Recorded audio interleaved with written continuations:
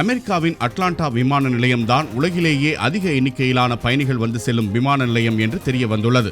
ஹார்ஸ்ஃபீல்ட் Jackson சர்வதேச விமான நிலையம் வழியாக கடந்த ஆண்டில் மட்டும் 10,40,00,000 பேர் பயணித்துள்ளனர்.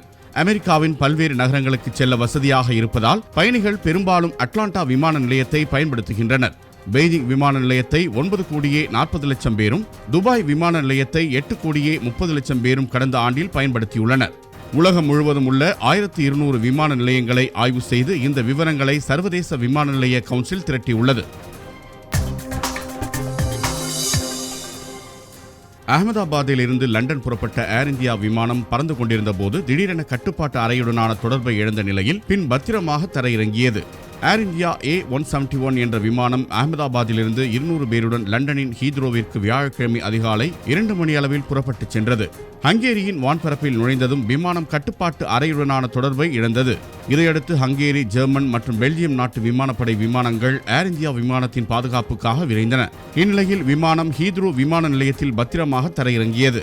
கட்டுப்பாட்டு அறையுடனான தொடர்பு விடுபட தொழில்நுட்ப கோளாறு என முதல்கட்ட விசாரணையில் கூறப்படுகிறது.